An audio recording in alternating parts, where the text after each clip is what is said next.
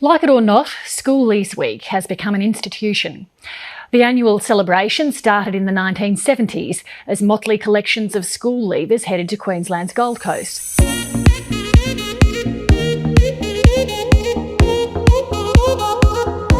Schoolies, a famous 3-week graduation festival that is observed every year in Australia. Thousands of students that just finished their final exams come together to celebrate their achievement of this significant milestone in their life. There are a few locations for this festival. Gold Coast is the most desired destination.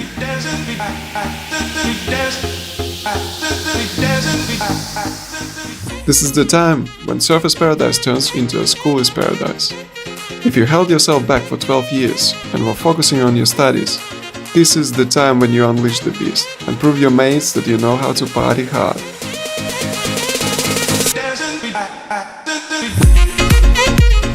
And although the current Year 12s may miss out on Schoolies this year because of coronavirus, I want to investigate one interesting phenomenon that I observed in the past few years. Everyone who's been there can tell you it's not a place for peaceful meditation or self-control.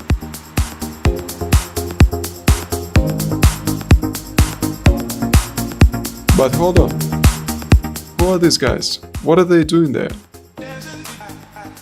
Are they monks who are supposed to be meditating somewhere in a monastery and observing celibacy? What's going on?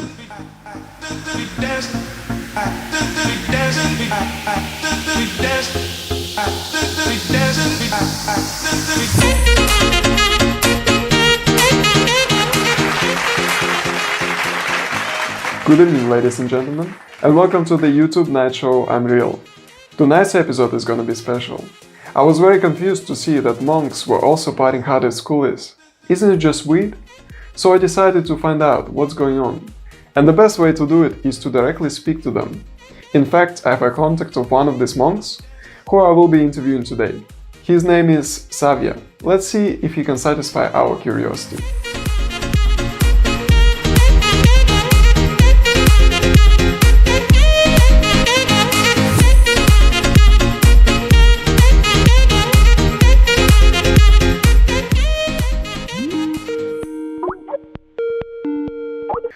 Hello, Savia, can you hear me well? I can hear you, man. How are you doing? Yeah, good, thanks. Okay, so all I know about you is that you are a monk and you are part of that group that goes to Schoolies every year. To be honest, it's sweet to see a monk in 2020. So can you first tell me about yourself? Where are you from? Who are you? Okay, I'm Savia Sachidas. I'm from South Africa. I'm mainly based in Johannesburg, and I do some travel here and there. Africa, wow. I find African people to be the coolest, seriously. You guys are so chilled and you have all these groovy dance moves. But anyway, where are you at the moment? I'm currently in Bali in Indonesia. I think in Africa there's something is in the water. I see. Bali, are you stuck in Bali because of the lockdown or what's happening? Yeah. I came from India to Bali, and then while I was here, then the whole coronavirus thing kicked in and airports were shut down and my flights were cancelled. So I ended up staying in Bali. Wonderful. How old are you? My body is 38. I'll be 39 this year. So, TikTok. 38. You don't look like 38, to be honest. When did you become a monk? I became a monk when? 2002. 2002. So it's been a while. But it goes so quickly. So what does it mean to be a monk? Do you have to follow some special rules like observing celibacy or keeping silent? Yes, there's a few rules that are meant to kind of get your internals in the right place, give you focus. Like we don't gamble, we don't have any intoxicants, no weed, no alcohol. No sex, of course, for monks, celibacy. And we also don't sleep too much. We wake up early to do meditation. Waking up early, that's good. That's what I've been trying to do lately. But hold on, you said no sex, like at all? Yeah. No sex at all. It's like take an early retirement. Oh, that's crazy, man. I mean, why not? Yeah, I know. If you had asked me before I was a monk that what about becoming celibate, I would have thought you're crazy. You crazy? But it has its benefits in that we're looking for pleasure, and then so sexual pleasure is the best that this body offers. But then when you want some spiritual happiness, then you have to slow down, regulate, or stop trying to indulge in sex pleasure. Yeah, I totally agree. But how relevant can this be to my generation? I know you're 38, turning 39 soon, but like, what would someone like me or any other young person in their late teens or early 20s would ever consider becoming a monk and give up sex? That's the best part of life. I mean, that's like saying no to an ice cream on a hot summer day. I feel you, but then when you're young, that's when you have the best quality of body, mind. And there are things that help preserve that good quality of mind, intellect, and body.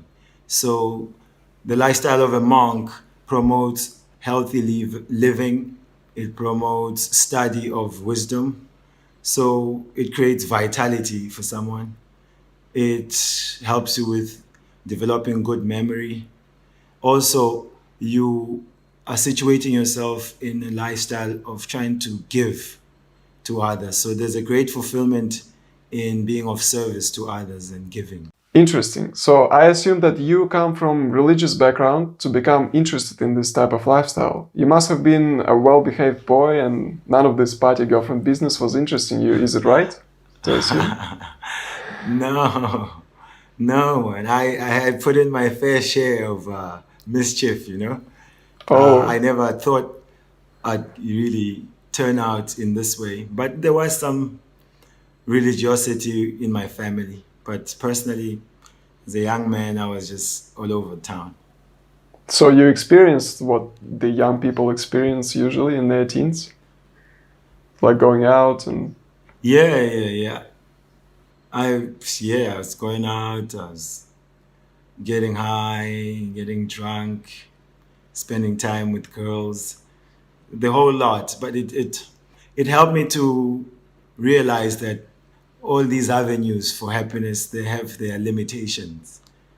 And so now being a monk, I don't feel like there's really something I'm missing, or even if my mind presents that, I can always go back into my archives and remember what it was actually like trying to really enjoy one's youth in those ways. Now I can see that this one is a little, much more better quality of happiness. So you think you found something better, like a better substitution, or do you just have to suppress all of these desires? Oh, yeah. No, I'm enjoying like anything. My whole thing in life was to enjoy. So when I heard this philosophy and I understood the lifestyle, I could understand that this is a better way of enjoying. Because there's laws in this world. So there's legal ways of enjoying and there's illegal ways in the laws of the universe, in the laws of God. So I tried to come on the legal side, and so you don't get the bad karma. It's clean fun, clean happiness. That's a very interesting take on something that I have never thought of. I see how this can be relevant even now in this time, but because many people, they had a chance to pause, now they have some time to think about meaning of life. Like why we are here, what's the purpose, and all other weird questions that we normally wouldn't ask ourselves. So I'm speaking about the coronavirus, this current situation that we are in. A lot of pause. So firstly, how do you see this current situation? Do you see it as a pure challenge, or do you see maybe some opportunities for the personal growth? And is it the worst time of our life? I see this as a wonderful opportunity to just take stock of our lives, you know. We've been really made to stop and think, what am I doing with my life? Where is the river of my life flowing to?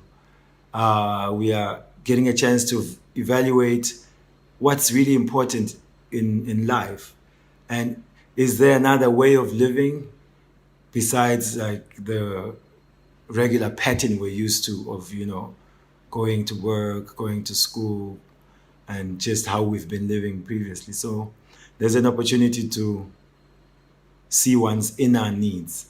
So I think it's a wonderful time. Of course, it's a great challenge because our world is built on, you know, an economic system where business as usual helps us to continue our lifestyles.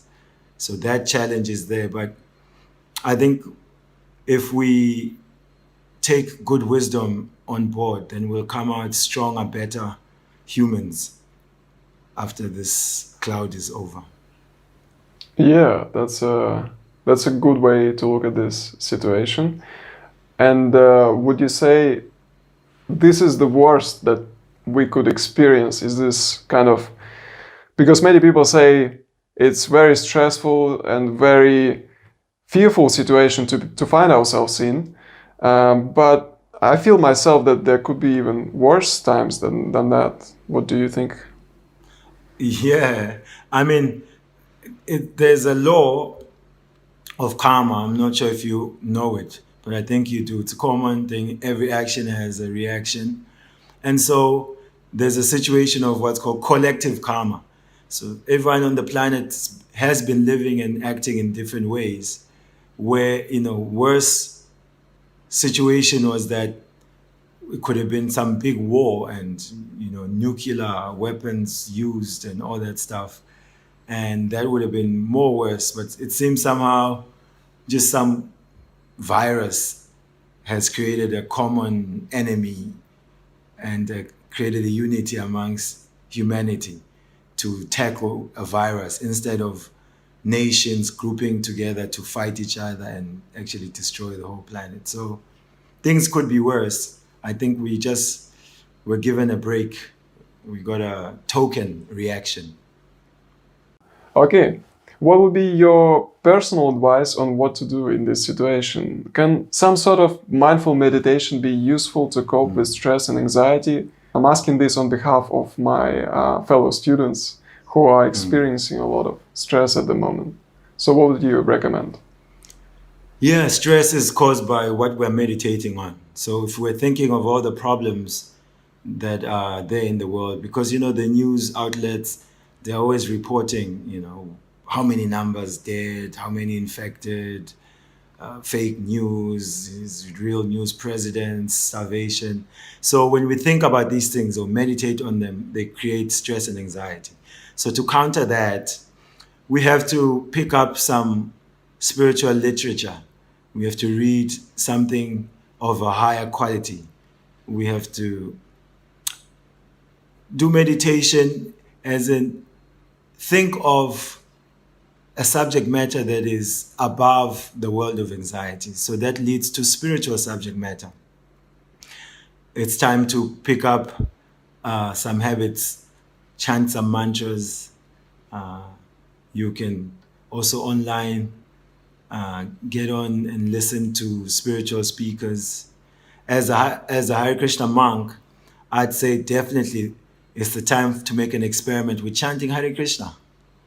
It's a very powerful, easy type of meditation that you can do. It's fun. And make the experiment, see how you feel. Yeah, I like your point about experimenting with mindful meditation. Of course, there are so many different techniques, different types of mindful meditation that people are practicing these days. And it's hard to say which one is good, which one is bad. But what we call now a mindful meditation has a background, has a historical base in some tradition. And why would you say this mantra that you're chanting, the Hare Krishna mantra, is the right one? Because there are so many. Why do you find it why would you say it's the most effective? Yeah. The spiritual supermarket is like full of so many goods. I would say, if you want to see the legitimacy of this mantra, then you have to look at the tradition in which it comes. So in this Vedic tradition, there is scriptures or literature that has been passed on for thousands of years. So there's two groups of knowledge.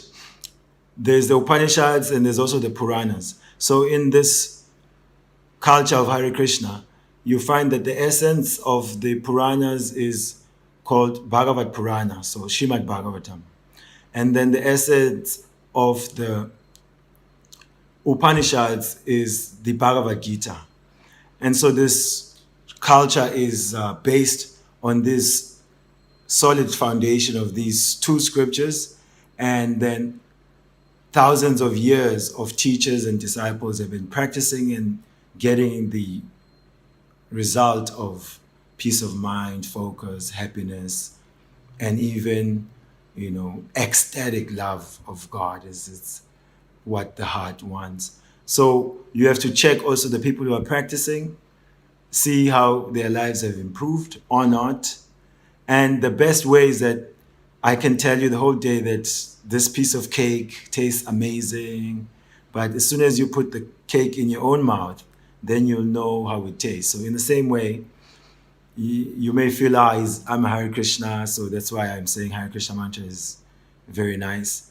But then you make your own experiment. You chant it and really try to focus, and I'm sure your own experience will speak for itself. So basically there's a tradition, and there's scriptures, and then there's persons who are experiencing it, and you can be one of them. I'll surely try it out. Is this some religious tradition? Do I have to believe in God? Because many people, of course, they're practicing or atheism. And do you have to have that faith in God to find, to see an effect? Or is it open for everyone? And what to do if you are Christian or Muslim? Can you still practice that type of meditation that you're proposing? Yes, everyone is welcome. Faith or no faith, whatever philosophy you subscribe to. Because this is like a spiritual science. It is something like fire will burn everyone. The fire doesn't discriminate what's your philosophical bent, what's your faith, because by nature fire burns. So in the same way, mantra, by its very nature, it purifies and cleanses and uplifts. So any person who vibrates this sound of Hare Krishna mantra and hears it, the mantra by its nature begins to uplift that person from the platform of anxiety, stress, and allows the person to experience themselves as the soul. So, of course, behind the mantra, then there is encyclopedic knowledge of why it works the way it works. But your own experience will speak for itself. So everyone's welcome. Yeah, sure. Well, thank you for that explanation. Now, I want to know, how did you end up in Schoolies?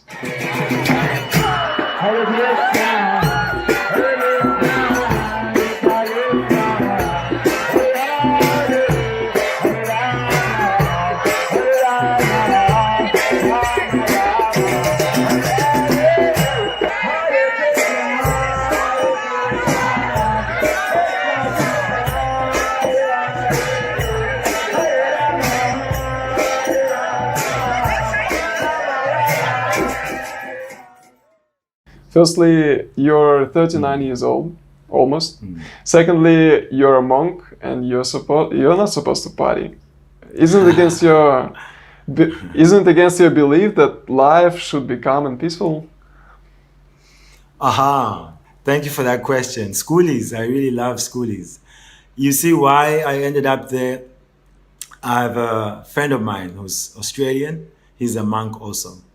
So, he thought it would be a good idea to go party with the kids. They're celebrating, leaving school. And we are completely for being happy. Have a good time. Enjoy life. It's life is too short to get bogged down, to be discouraged, or you have to keep moving. You have to keep going. Put one foot in front of the other, smile, and just keep on rolling.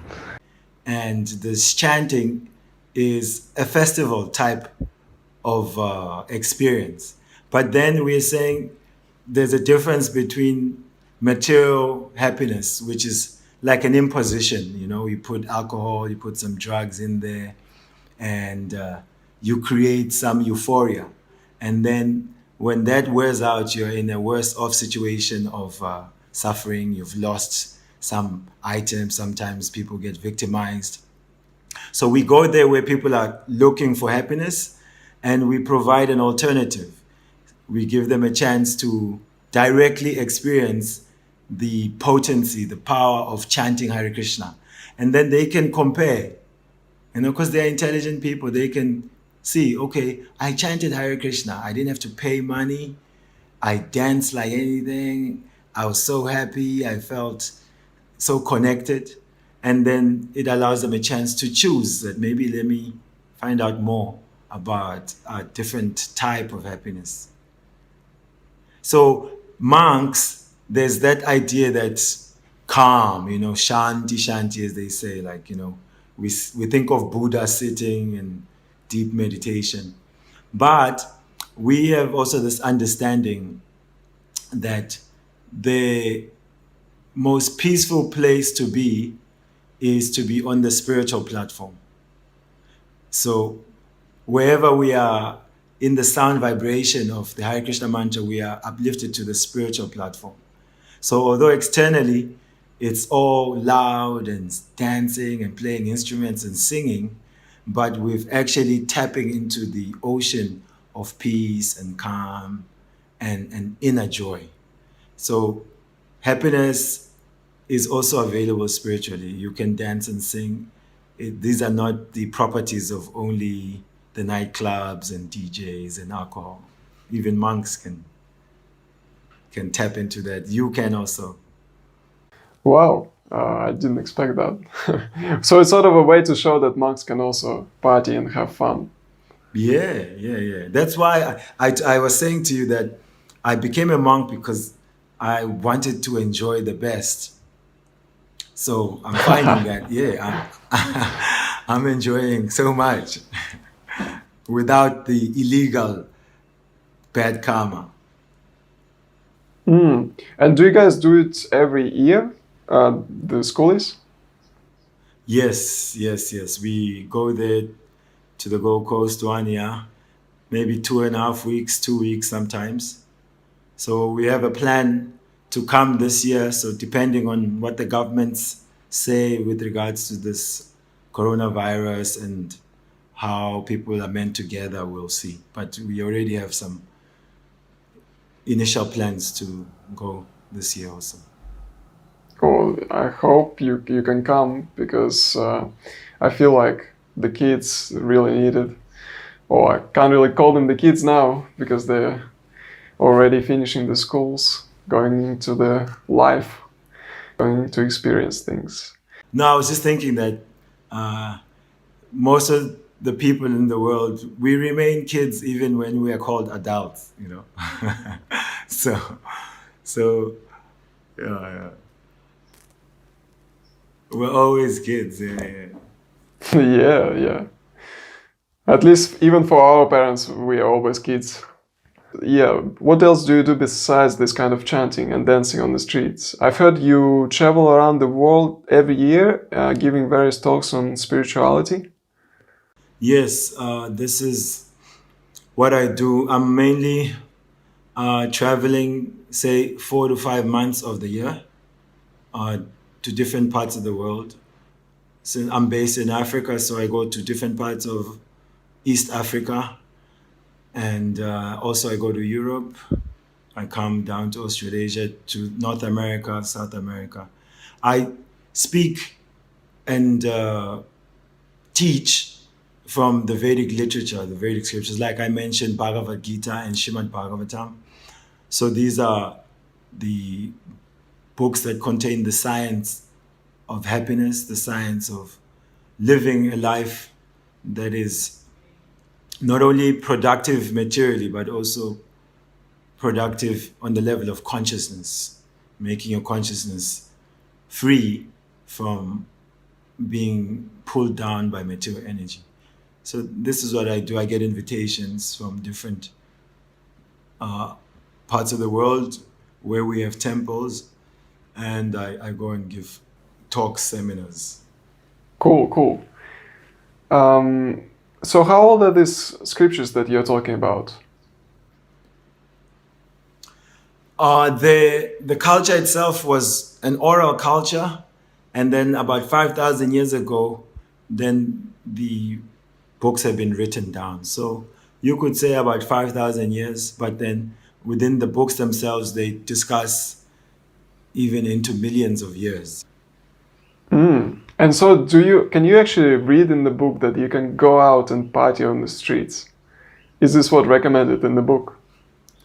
In the book, it's recommended that in this age we're in, the age of quarrel and hypocrisy, or the age of iron, so the prime way of bringing about peace and happiness is something called Harinam Sankirtan. Harinam, Nam means name, almost similar to English.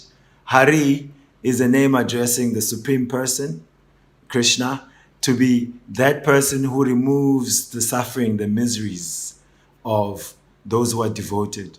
So then we are tasked to go to every town and village to spread this sound vibration using drums and cymbals and trumpets. And so it's a culture which is promoting festivals every day.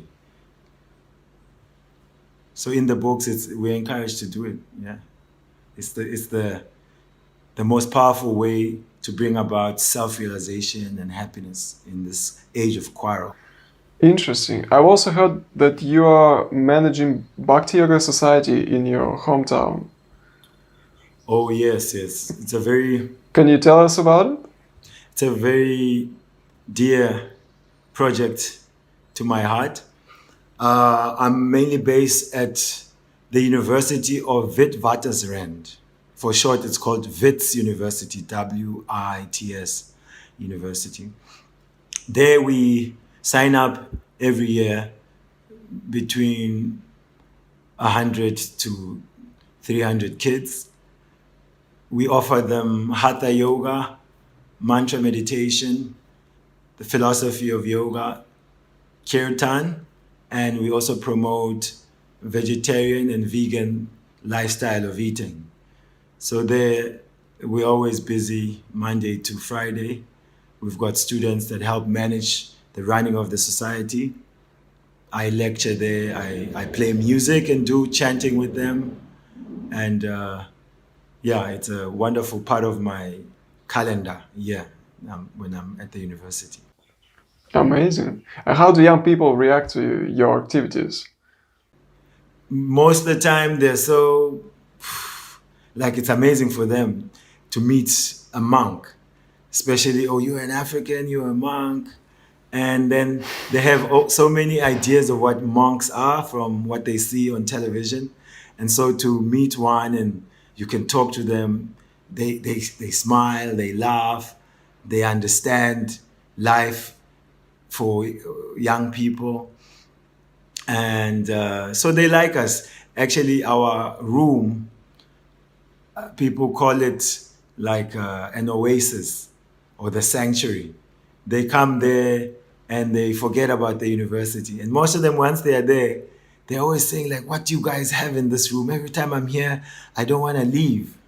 So they are feeling that it's like a different vibration, completely apart from what the university is offering. And so they appreciate our presence there. Amazing. So my second last question is, I'm stuck at home. I'm like everyone else. I want to try out what you guys do, this mantra meditation that you've been talking about. Do you have to be in a specific place to do that? Do I have to go to the forest, or can I practice it at home? And also, is there a specific time for this meditation that I have to choose? Oh, this is the best time for you because you're at home, not too many distractions, at least from the outside world. So you can always just get up early in the morning and put the phone aside. And if you have already access to some meditation beads, you can do it. Otherwise, you just sit as comfortable as possible. Try to take deep breaths and calm your mind down. And then do the practice of chanting the mantra. Try to chant from the heart. It is said how the soul, we are like in the region of the heart. So try to hear this mantra as deeply as possible from the heart. And do 5, 10, 15 minutes, 20 minutes. And just try to see how your heart, your mind is feeling, what's the different vibration after you chant. And you recognize that the chanting impacts you in a very positive and wonderful way. So morning times are always the best, but any time of the day, one can chant. The louder you can chant, then the better you are, because then the mind's chatter is overcome by the sound of the chanting. Otherwise, being home is not a disadvantage. It's okay. You can practice from there. In fact, I would say take it up as a challenge and try it out. You can tell me, what has happened after a week or two. Sure. And what do I chant? What's the mantra? Very easy. It's 3 main words, Hare, Krishna, and Rama. So it goes like this: Hare Krishna, Krishna Krishna, Hare Hare, Hare Rama, Rama Rama, Hare Hare. So just repeat. It's like a nursery school rhyme. Very easy, but very powerful and effective. Hare Krishna. From the heart, you try to chant in here. Hare Krishna, Krishna Krishna, Hare Hare, Hare Rama, Rama Rama, Hare Hare. Simple. Okay, I definitely accept the challenge. I accept your challenge. You've been doing it for how many years? You said you started practicing in 2002, so it's been about 18 years? 18 years, yeah. I'm about to be an adult. Wonderful. Okay, well, thank you so much for sharing this with us, Xavier. My last question: if you had $1 million, what would you do with it? Oh, if I had $1 million, I'd set up a nice studio and get like some young people to produce volumes and volumes of videos that explain how people can become happier, different techniques for happiness. And I would make sure that we're broadcasting 24 hours. Certain channels are showing the Maha Mantra and this philosophy. People can call in and ask questions. I'd make sure that we are always giving out our wonderful vegetarian food for people to access, recipes. So I'd like to establish something that can reach the whole world from a single location. So some facility to broadcast our message and our gifts. We've received something nice, and it'd be nice to share it with others. And with that, somewhere in that million, I'd have to buy like a lifetime around the world ticket so I can visit the different temples and communities and share with them what I have, and share and get what they have around the world, so I can give some more to others. Yeah. You're a beautiful, big heart. Thank you for being honest with us. It was a pleasure. talking to you. Please stay safe, and I hope next time we can meet and talk face to face. Thank you. All right, no, cool. It was nice talking to you also. Felt like you're right there. Take care. Hare Krishna. If you enjoyed watching this interview and want to hear more, please go and check out Savya's channel, Savya the Monk. You can find many answers to some of your deep questions. Also, subscribe to my channel I'm Real, as more exciting interviews are coming soon. If you have any other questions that you want to ask Savya or our next speaker, please write them in the comments below. That's it for now, and I'll see you soon.